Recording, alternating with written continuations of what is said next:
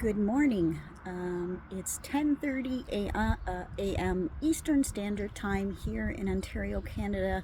My name is Cindy Alves, and I run the page Looking at Life Through Different Lenses. We can be found on Facebook, which is where I've started my advocacy in 2019 on social media. We can be found on Instagram and TikTok at Looking at Life with Justin. And I'm now going to create a YouTube channel.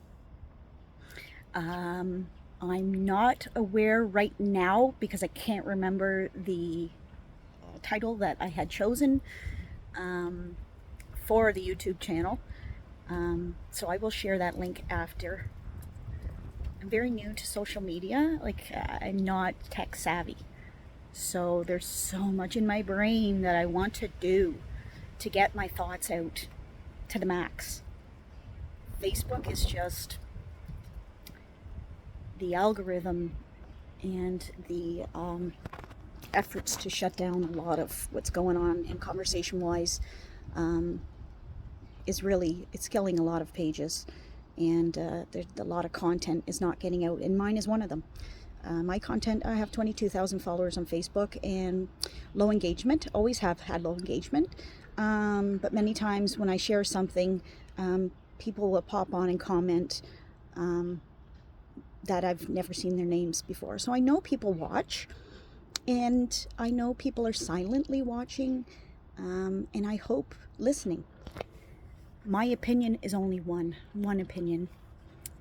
It's based on my lived experience, both for myself and Justin. I don't want to go way back into the past, where Justin was diagnosed in 2006 at 18 months. He was diagnosed at that time with PDD-NOS, which is now autism. They didn't have levels back then. So it was diagnosed as PDD-NOS, which I never got that, pervasive developmental disorder not otherwise specified. What the hell does it mean? I have no idea. So I'm glad I'm pretty sure they got rid of that one, and I'm glad because it's just so vague. Years later, Justin was also diagnosed as ADHD, and back then, I remember his developmental pediatrician, which was also a child psychiatrist, who said that everything was all wrapped up into autism, and it was all one. And over I would say, but it's different. It's different. His movement is off the charts. He can't sit still. He's moving all the time. He paces. If you try and stop him, that's where behaviors come. And I had to fight for it. And nobody wants to continuously fight for labels. But from my point of view, I wanted to ensure that they were seeing all areas. And that's why I wanted to separate the autism from the ADHD back then. Now we're seeing that autism and ADHD, can coincide together. Comorbidities, anxiety, OCD. It's all kind of wrapped into one, but there are separate strategies that may work with autism that may not work with ADHD, vice versa. Executive functioning is a big one when it comes to ADHD. The attention as well. Justin had the hyperactivity, the impulsivity, the lack of attention. With the autism, it was the safety issues was all. For me, I found the ADHD was harder to manage than the actual autism symptoms. And I knew it was different because he was in therapy with so many, and I was exposed to so many families back then because I was an advocate, and they had autistic children, and they weren't like Justin. And we know everybody's different, but that's how I knew Justin was dual diagnosed, because he couldn't sit and he couldn't attend, and he had to move. And he's still like that now, and he's 18 years old. He constantly moves.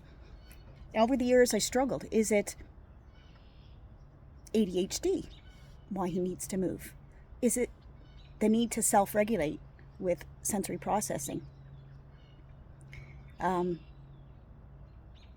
I get so wrapped up in the symptoms you know, especially when he's younger, is it a typical behavior, or is this contributed to the autism or the ADHD? And I got so hyper focused on it that in my mind I had to understand what it was so that I can be proactive around that, and it became an obsession.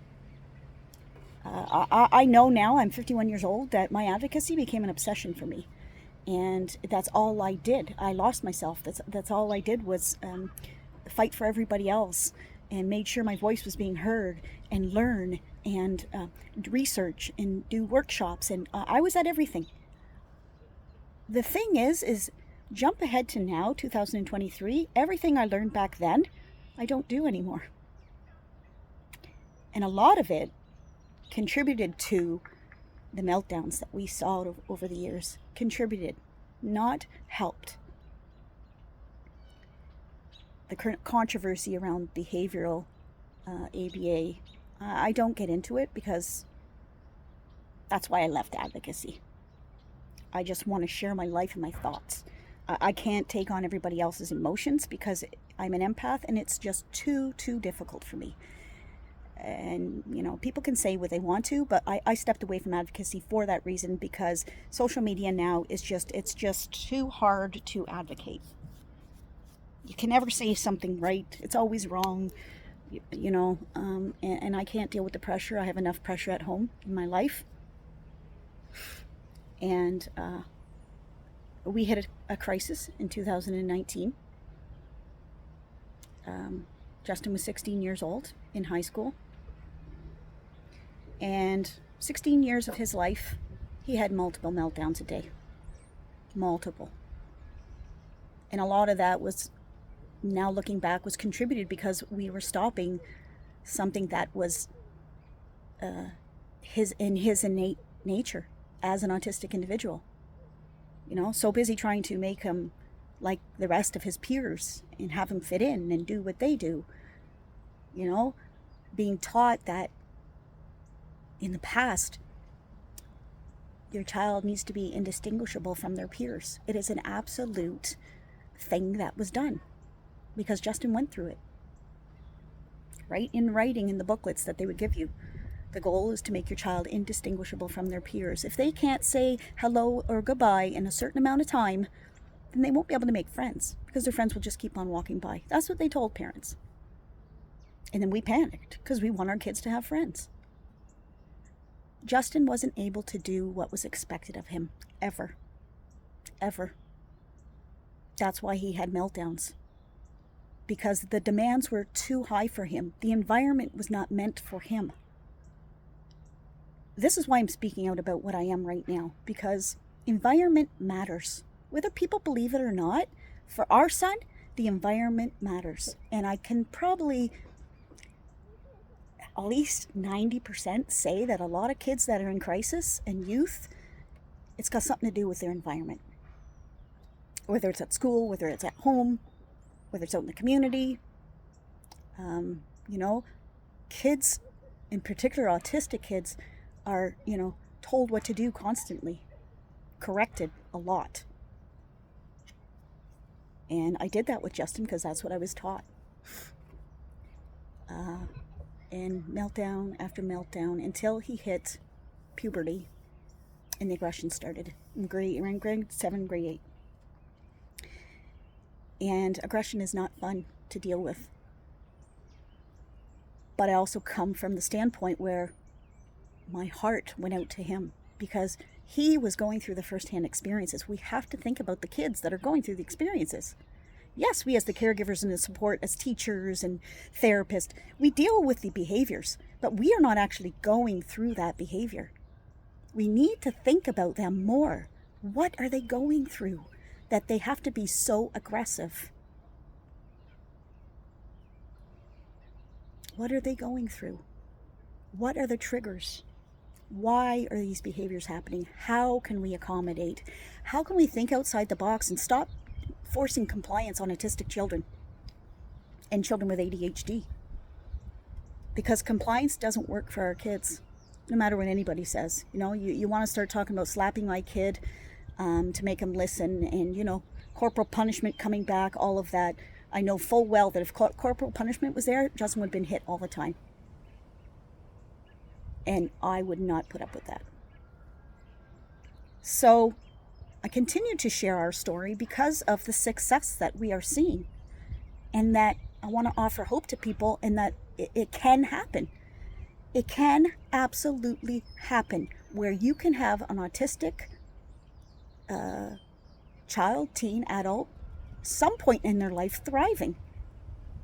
It's better than not thriving at all, because when a person is thriving, they can learn new skills. They can have knowledge come in. Their brain and nervous system is safe. It's not spent the whole day trying to cope, because that's all Justin did. He wasn't learning at school. Yes, he learned things, but he would have learned way more. He's learning way more at 18 than he ever did from his whole childhood, because it was full of meltdowns daily, multiple times a day, until the aggression and blind rage came at 16. Now what happens is, if we don't use proactive strategies, which I swear by, this is why meltdowns happen, because we have to bend the rules. The autistic brain, whether people want to believe it or not, I know in my son, he's different. And that's okay. It's my reality, it's his reality. And instead of trying to make him like everybody else, we are making him into a successful, thriving young man. By accommodation. By me being accepting of him, validating him, respecting him, and using my empathy. Those are 3 things I swear by. And I hear a lot of people saying, people are too gentle with their kids, and they let them get away with everything. When people talk about gentle parenting or low demand lifestyle, we are not letting our children get away with things. There is correction going on, but it's gentle correction. It's not yelling and screaming. But again, I'm not here to tell people what to do. I'm here only to share my side of where we are seeing success and how we are seeing success. So whoever wants to listen can. If you need to take pieces here and there, and whoever doesn't believe in it, they can. You can, absolutely. Your life is your life. My life is mine. Justin's is his. Our family does things differently. And I continue to talk about it again because it's working. Justin is doing the best he's ever done. The issue is, a lot of people can't do what I am able to do. And so my brain is always thinking, how can we work around parents who have to work and still send their kids who are in crisis to school? Teachers who are in crisis as well. Now, what sparked this conversation is I'm seeing on the news and all over social media, teachers speaking up about the violence in schools. Justin would have been one of those students. He had aggression. But environment matters. And so if you have your teen, for example, with Justin, without proactive strategies, meaning if you're not watching his nonverbal communication, if he's stimming, increased scripting, his eyes and face are burrowing, he's scripting and it's tight and stressed, like he would stim like this. The whole body was stressed. That is a sign that somebody needs a break. And what happened was there was no breaks given. He was pushed because he has to flow and go along like everybody else.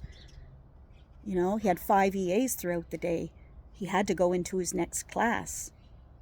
And as a caregiver, as caregivers, we are pushed to comply, much like our kids. It's a pressure. It's peer pressure to comply like everybody else, even when we know it's not working. And that leads to mental health, depression, anxiety in parents, because they have stress besides having an autistic child or autistic children. They have their jobs. They have, their marriage. They may be single. They may be coming from another country. There are so many different scenarios that as humans, we have our own stress. Our own stress besides our children's stress. That's just on top of what we have. So I'm late diagnosed ADHD. Diagnosed at 49. Severe executive functioning challenges. Many times we'd go into IEP meetings, and before I would go in, the night before, I would ruminate over what I needed to talk about and go in OCD loops and write things on paper over and over and over again. It was all the same stuff. I was just repeating it, and it was my anxiety and my OCD, and then I would go into the IEP meeting, and not once would I look at the notes. I would do what I'm doing right now, and I would talk. Because you can only follow notes so much. You need to be able to communicate. And not everybody is a communicator. And this is what happens a lot. Not everybody knows how to speak up. Not everybody's confident enough socially to challenge others. They go with the flow because it's peer pressure. And caregivers are absolutely pressured to go with the flow, as well as teachers and EAs. They are pressured to go with the flow of compliance. I think a big piece that is missing when I talk about compliance is there are rules. Like in our family, we follow through with things that are around safety or skills that he's learning. He wouldn't be where he is right now if we would let everything go. It's balance.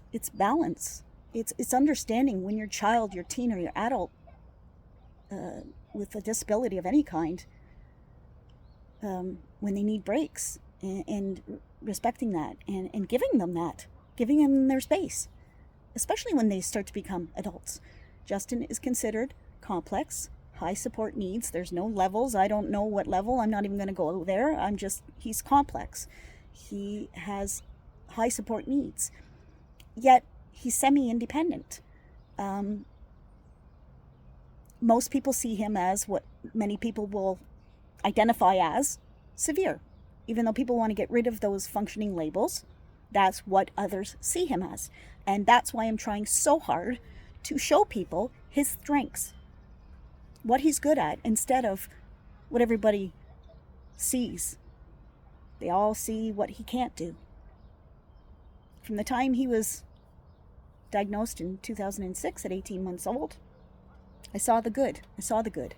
And I struggled with my depression and my anxiety, especially when he was little, because of safety reasons. Because he didn't have the skills that he needed. And absolutely it led to caregiver burnout, because as the caregiver, I was the one that had to teach the skills, along with his therapists, and it's consistency. And people wonder, get your kids off the screens. And most people who are saying a lot of this stuff don't have autistic children, don't know the absolute exhaustion that comes from having to try and engage your kid 24/7. We can't do it. We're not superhuman. Our brains it can only tolerate so much. And these are a lot of things that I don't see talked about. We're throwing blame at each other like left and right. Advocates going after each other. People telling each other, correcting each other.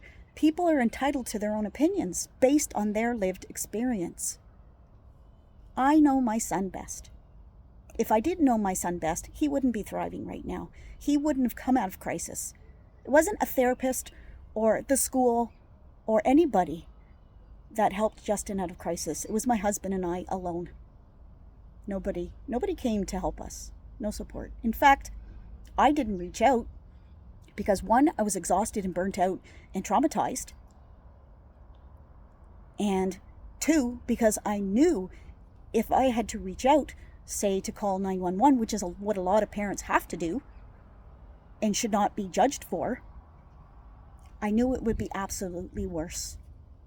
And it was already bad. Not only that, Families need dignity and privacy. And when you're calling the police and they're coming to your door and your kid's having a meltdown, whatever age they are, you have nosy neighbors. Most people don't come in and support. They're nosy. And then they finish, all they do is talk about you and how you're not a good parent and how your kid is troubled. And, it doesn't help the mental health at all. And I'm going to talk about, I have a high emotional intelligence. I can articulate my thoughts. This is why I'm sharing my emotions and the things that I've gone through and the way that I feel. So that people can even use me as an example to know that, man, it's a friggin' struggle. And we need help. We love our kids. And if you are a parent and you don't have a child with any kind of mental health disorder, or if you're not supporting somebody that's got a disability, you'll never know. I'm sorry, but you will never know the in-depth struggle that goes on trying to fight the system every damn step of the way. You will never know. So when people come in and say they know our children best and that we can't speak for our children, or that the violence is out of hand, and the person that I see Justin today, who is today, nowhere near who Justin was. Justin, when they talk about violence in schools, probably would have been one of the ones included in that. But after we unschooled, within a week, all aggression stopped within a week of unschooling. What happened was proactive strategies weren't being used, and he was being pushed. And he was in school, high school, for only probably a year and a half, 2 years, before he hit autistic burnout at 16 years old. And autistic burnout is a very real thing, and it causes trauma. And it creates PTSD and CPTSD, complex CPTSD. Just this morning, almost 4 years later, and Justin reminded me he's going to day program and not school. That's trauma. That's complex trauma. And that's from the environment not being right for him, and him being restrained as a result of meltdowns. Of him being restrained in a hallway with 9 other professionals, trying to calm him, pulling at him, trying to get him in a room, students watching. That's embarrassing, and that's his dignity is shot at that point. I've had a lot of years to process this, and I find the more years that I go on, the angrier I get. And that's why I need to talk about it, because I'm friggin' angry. I'm irate. Because everybody's so busy blaming each other. What about the goddamn kids? What about the kids? As adults, we have to think about them. Whether you think they're troubled or violent, why? Why are these behaviors happening? Are we looking at the environments? All the bullying, are we looking at the environments? I guess because I'm an empath, I always try to say, what are the reasons? People will say evil people exist. If you look back at those who came forward and ended up in prison, or, as serial killers, and it's not in comparison to anything about my child or autism or anything. It's just the fact that a lot of them come from broken homes. They were abused. And something in their brain, a switch, flipped. And it's not an excuse by any means. It created evil. I believe all children are born innocent. It's environment that the environment can absolutely change them. If you put somebody in it's really, really struggling right now because of their home life or whatever, if you put them in a home where, in an environment where they can thrive, it's going to be a different outcome. Absolutely, it's going to be a different outcome, because Justin's showing that. He was one person in an environment that didn't work for him. and another person in an environment that absolutely works for him. Low demand lifestyle, recognition that he is autistic, that he thinks differently and feels differently and experiences the world in a different way, that he learns differently, that in order to self-regulate, he needs to stim. He scripts, and that helps with functional language. It's his way of relating to people. It's somebody, when he's scripting, it's the other people that don't understand the scripts. He understands what he's saying. It is us that don't understand. And I know this because I have a very deep connection with Justin. And that's why it's important to, how do we get to know the individual? How do we get to know them, especially if they're like Justin, where they're limited verbally and cannot, no matter what kind of assistance, communication assistance I would give to him, I'll never learn 100% what's in his thoughts, his thought process, and how he feels and what he's gone through. But I absolutely know he's traumatized. And my husband and I are trying to change that. And that's through environment. And that's making sure that he's in right environment across the board. So at home, in day program, and for us, it has to be neuro-affirming, which means they understand that he's autistic, that he has ADHD. They understand that he needs to stim and script and move, and that you can't stop that. Because when you do stop it, it creates the meltdowns.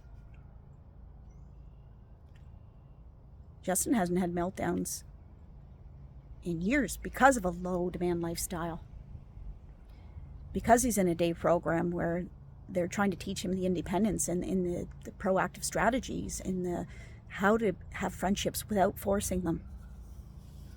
Justin is learning naturally. By us pulling back and allowing him room to explore and to be inquisitive, even though he's limited verbally, complex, high support needs, pulling back when we know he's safe, and then giving him room to have autonomy and choices, praising him when he chooses, and giving him the respect that he deserves. Adults need to understand that children also need respect. If you can think back to your own childhood, when you were a child, what would you have wanted from your parents? Absolutely. The times I would argue with my parents was when, I didn't feel validated, or, and children are little humans, and youths are going through a lot in schools, bullying and cyberbullying, and the suicide rates are up, and mental health is declining. COVID happened. There are so many factors that it's not just one factor. We need I have a hard time saying multidisciplinary. We need an approach where we have neuro-affirming professionals who are trained and specialize in trauma-informed care. And we need professionals to really understand what it means to be autistic. And being respectful, absolutely respectful to others' opinions and their own lived experiences. I listen to everybody, because when you're talking about something, you're coming from your own experience. That's why you're seeing so much trauma, because a lot of people are coming from trauma. They have CPTSD, and when you're speaking from trauma, you're angry. I get it.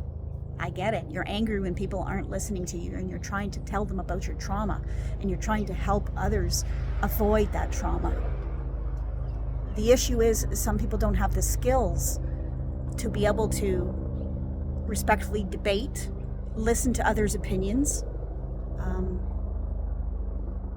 And when those skills are lacking, this is why we see the anger and the bitterness and the butting of the heads. And that's why I pulled away. I pulled away because I can only control my own life. And myself and my husband are the ones that will be with Justin. Nobody else will be with Justin. His family, of course, his sister and my soon-to-be son-in-law. And we're all on the same page. And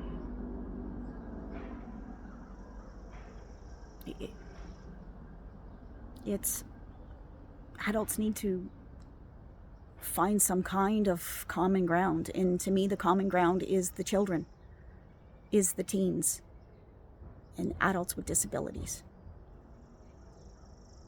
and especially with mental health.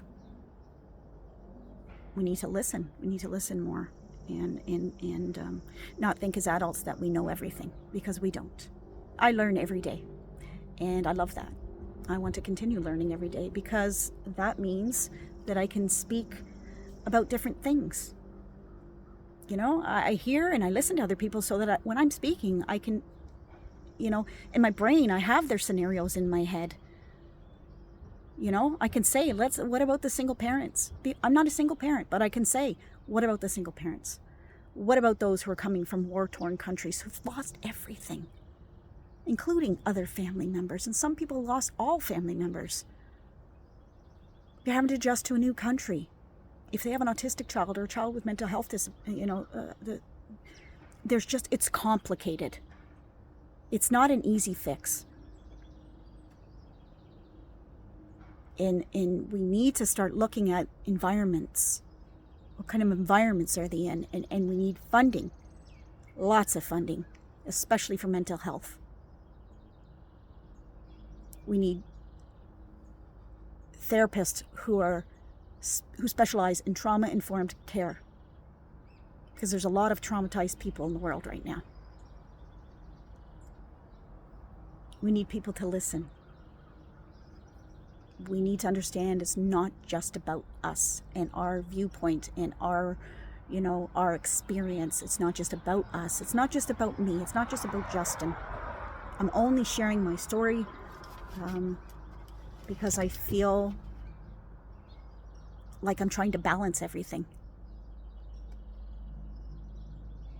And by trying to balance everything and being an advocate, it wasn't working. Because despite my child thriving, being out of crisis, it didn't matter what I said. Nobody was taking me seriously. And so after 18 years, I stepped away. I started adding different pages, like empaths and poets and writers, and people who are deep thinkers, who are questioning the world today and what it is that we can do to change it, who are not so focused on themselves, but know that there's others in the world that are suffering too. And it's a different way of thinking. It is an absolute different way of thinking. And empaths, a lot of empaths they're on this path. The deep thinkers, the ones who are questioning everything, but who can respect others and their opinions and know that you're not there to change somebody's opinion. You're there to offer your experience, what you've learned. People can take it or they can't. You're not there to argue with people. I'm not here to argue with people. I don't have the energy to argue with people. So I'll block. My page has actually been great since 2019, and probably because it's more of a strength-based page. And I share all the good stuff about Justin because I want to give people hope. And I'm never going to apologize for that. And I'm not going to apologize for sharing that he's thriving and how we've done that. Because, it just seems like you can't talk about anything. You can't talk about anything that's negative, because then you'll be cut down. You can't talk about things that are positive, because then you'll be told you're fake. So I try to give balance. It's all about balance. I talk about my mental health. I talk about how Justin's thriving. I talk about our trauma and our CPTSD and how we got here. I talk about things that have changed and it's lived experience. It's from 2006 to 2023 I'm talking about, but I'm more concentrating on 2019 to 2023 because that's when the trauma was at its biggest. And during that trauma, COVID hit and we moved. After 25 years in a house, we moved. And, you know, we have property, and I walk around this property for my mental health. And Justin is doing well because he has an environment that is suitable to him. And it's not always doable. I get that. I really do. But I'm trying to figure out how. How do we make it doable for families? And more so, how do we help the children that are in crisis and the teens that are in crisis? What do we need to do? We're going over and over and over. Like, it's repetitive what people are talking about. It's all the same stuff, but it's no movement. Ooh, there's a bee. No movement. Can only talk for so long. Like, you know, in my lifetime, I want to see movement.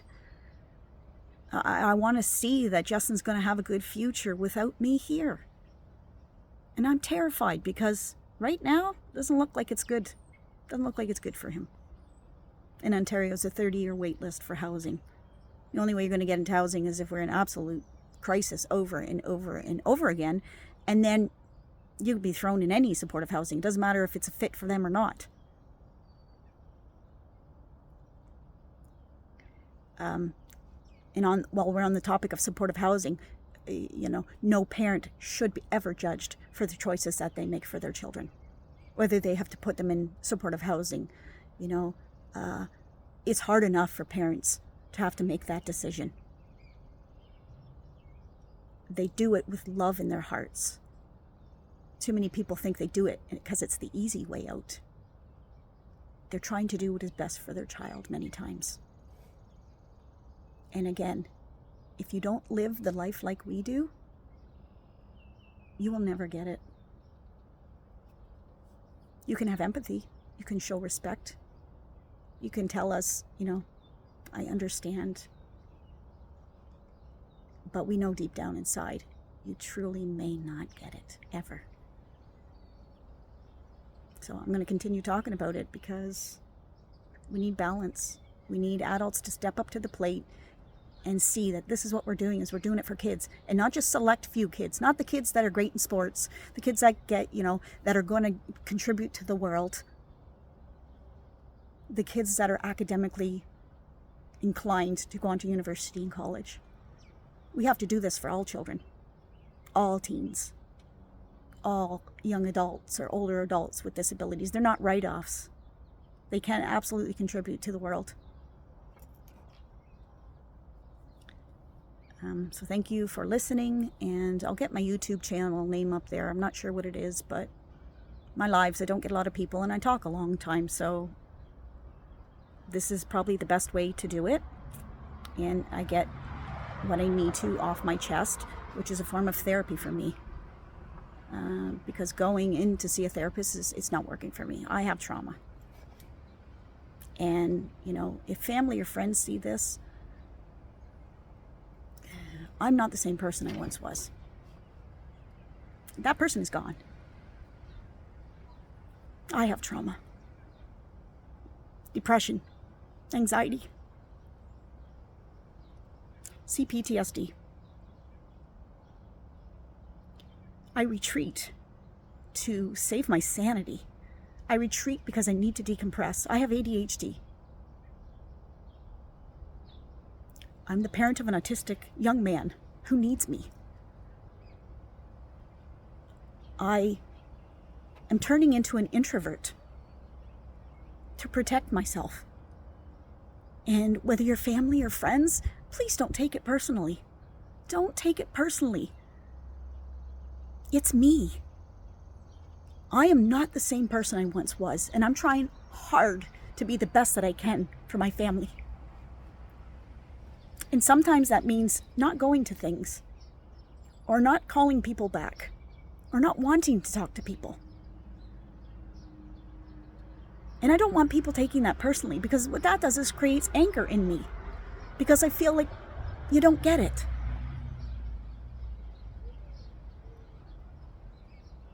As someone who's really struggling right now with CPTSD and trauma, I need people to check in on me. to show that they care and to understand that if I'm not calling you back, it's not because I don't want to talk to you, it's because I'm really suffering. And there are a lot of people out there like that. When you pull away and you don't call people back, it could be social anxiety. It could be because you just have so much in your brain, you can't communicate with people. You don't want to communicate with people. That's a part of depression. Depression comes and goes for me. When I'm going into a depressive episode, you absolutely will know that I won't call you back. Because when people are depressed, we think about ourselves. It's an absolute truth. When we are depressed, we think about ourselves. And we are trying to cope. And we can't cope when we are wrapped up with everybody else. Especially those of us who are introverts. We want to be alone. I'm not going to speak for every introvert. So let me correct when I'm talking about we. In particular, I talk about me and Justin. But for me as a caregiver, I'm an introvert. And some people don't understand that. They see the person I was before I had children. I had anxiety, but not like it is now. I was never diagnosed with depression. Menopause wreaks havoc. My memory is gone. People comment about, me not responding or me not calling, or a lot of times it's because I forget. I legitimately forget. I have ADHD and I have trauma. And trauma will kill your brain. People think it's an excuse. It's not an excuse. Trauma absolutely kills your memory. So now that I got that out of the way, that was something that's been weighing heavy on my shoulder for a very long time. My message to family and friends, and for anybody really. I just needed to share my side of it. Because right now I'm going through self-discovery and I'm putting myself first. I've never done that. It's an odd feeling, but I'm working on feeling less guilt because I know I have to. It's a survival technique for me. In order to go and preserve my mental health for long term, for the rest of my life, because this is chronic, as long as Justin is here and we are caring for him, I need to be stable. And being stable means I'm putting myself first.